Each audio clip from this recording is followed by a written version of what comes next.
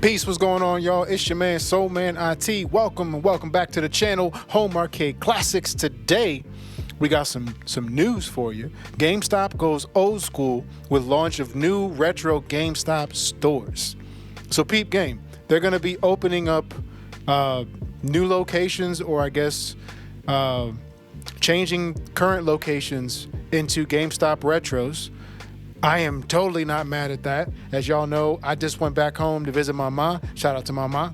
And I was able to bring back my Nintendo NES, my Sega Genesis, and my parents' Atari, just so I could play them for the channel. And you can see right here, I got a whole list of Atari games. In the back here, I got my old NES games, stuff like RoboCop, right? I don't know if y'all can see that. All right, I gotta put it right here. I don't have autofocus on right now. I have autofocus on the camera, but I don't have it. Anyway, Shinobi on the old 10-gen cartridge, right?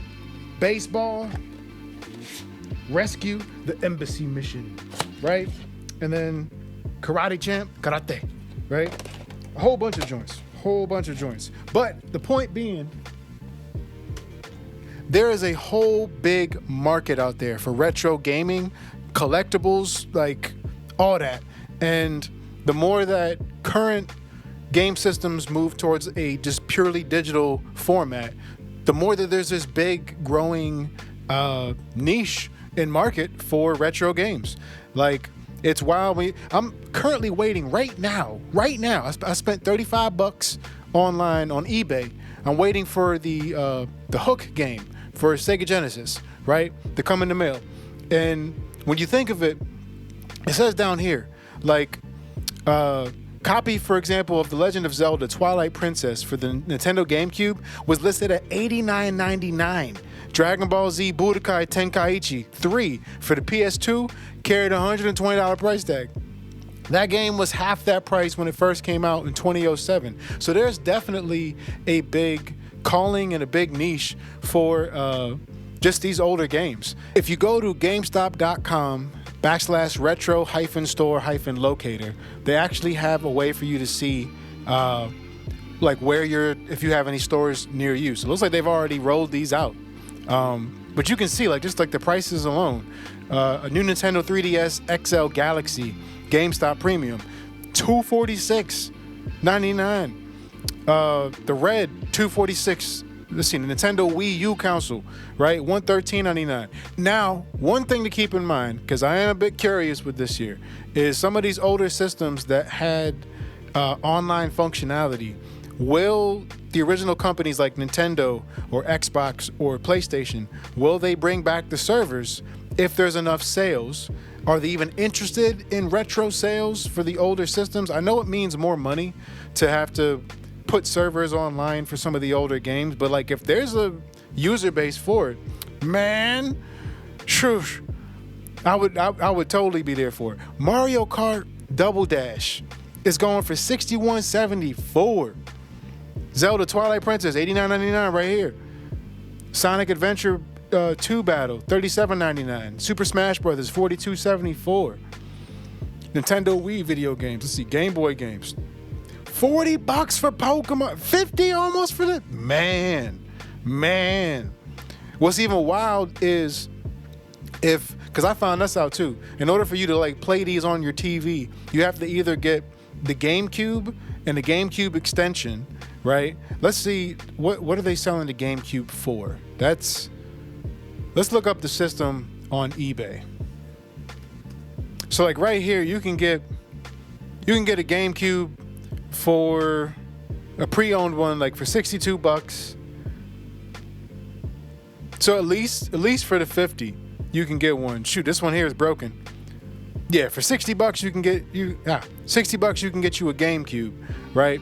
And let's see, Nintendo GameCube, the Game Boy player.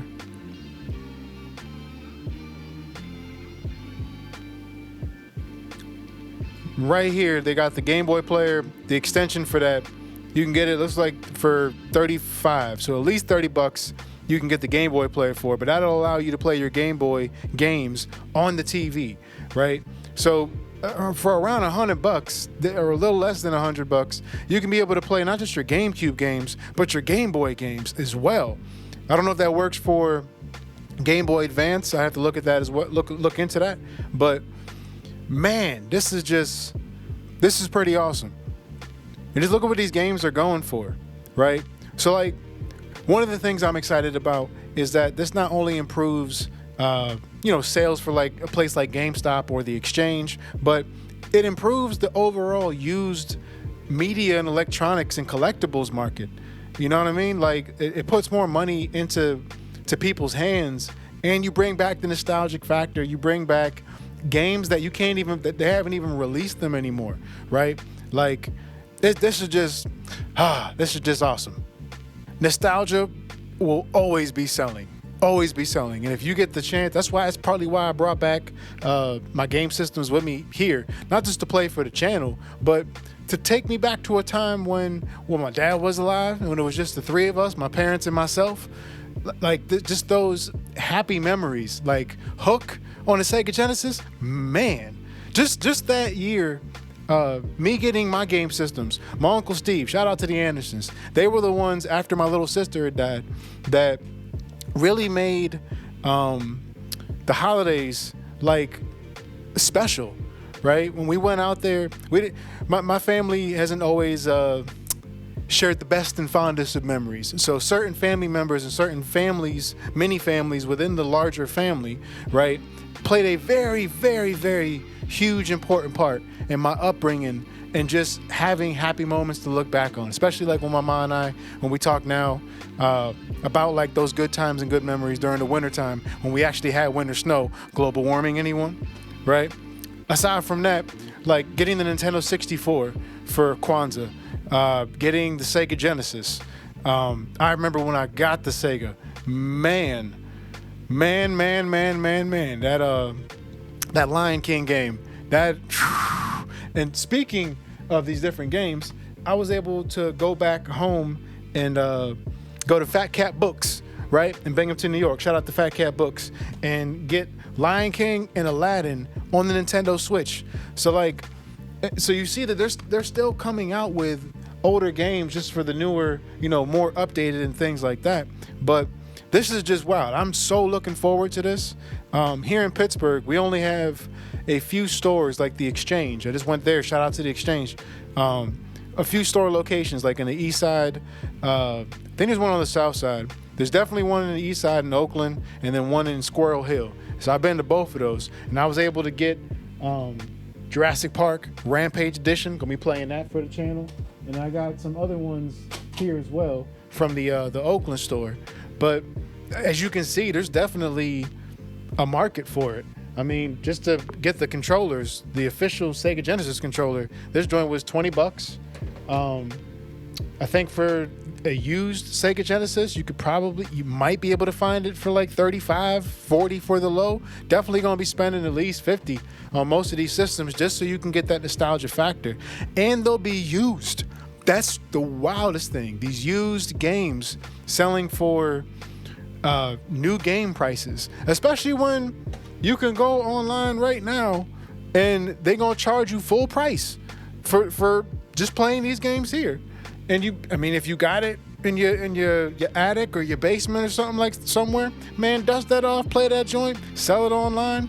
There's a market for it. I know I'm getting all over the place. I'm just excited. This makes me excited, and especially for this channel, Home Arcade Classics, because again, I like talking about video games. I like playing video games, but even just looking at the progression of technology for me. I'm 37 now, right? So when I think back 27 years, when I was 10, so from 10 years old to up until now, just looking at the progression of the handheld consoles,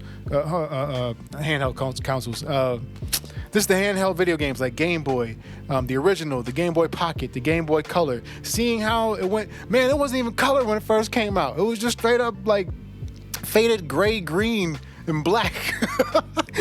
And boom, boom, just hearing that sound, that was a horrible sound. But man, it's It's real good just to see this. Real good just to see this. Let me know what y'all think about this. Are y'all excited for just retro GameStops? Like, we don't even know what else they'll have in these stores. For all we'll know, they'll have like old school DVD players. They might bring VHS back. Like, when you go to the Exchange, that's one of the cool things about the store, the Exchange, is they don't just have old school video games, but they have old school media in general. So VHS tapes, LPs, CDs. Man, speaking of CDs, when I was back home, I was trying to get my mom Luther Vandross' I Know album on cassette tape, right? I purchased it twice on eBay while I was there and paid the money so it'd be sent there while I was there visiting my mom, right? The first copy of that tape, when I played it back, it was all warbled and everything when we got it, so it was a little disheartening. That album in particular, when we used to go see my family, see the Andersons, right, during winter break, right, from school and just work, we would play, just family albums in the car. So that was one of the family albums, just that whole album. If you ain't never listened to it, go check that album out. Luther Vandross, I Know,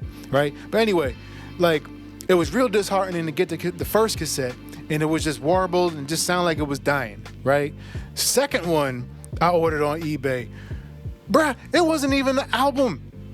It wasn't even an album. It was Luther Vandross' Songs album. Dope album, but it wasn't what I ordered. So like going into the Exchange, they actually had it on CD and on tape. I copped both of them joints, right? So that's gonna be a nice little gift for my mom, so she can actually get to listen to that whenever she wants to listen to it, because she listens to things still on cassette tape. There is still a segment of the population, y'all, that listens to media on their preferred device. And my generation kind of started it, and the market and businesses at that time also did not do a good job of being inclusive when it came to media. It always made you feel like you were going to be left out if you didn't get with the newest and latest technology. So it's real good that we can now buy things from the older generations of technology and still be able to use it and still be able to enjoy it. There ain't nothing like listening to cassette tapes or vinyls, man. You hear that hiss, you hear that hi-fi, like you just hear the crackling, and there's something to be said for that sound. You don't have to think that it's the most perfect fidelity and quality of audio, but it still holds its weight. But enough of that. Enough of me bugging out on this retro. What do y'all think, man? Leave a comment down below if you're excited for this retro comeback when it comes to the GameStop and whatever that might lead to when it comes to this older media and collectibles. If you don't like it, leave a comment down below too. Let's get this discussion going, right? But what do y'all think about this, man? Are y'all excited for retro GameStop Retro, coming to a store or a place near you? If not, if you are, if you're not, leave a comment down below. Let's get to talking about this, man. You can tell that I'm excited. And on that note, I'm out. It's your man, Soul Man IT. Peace.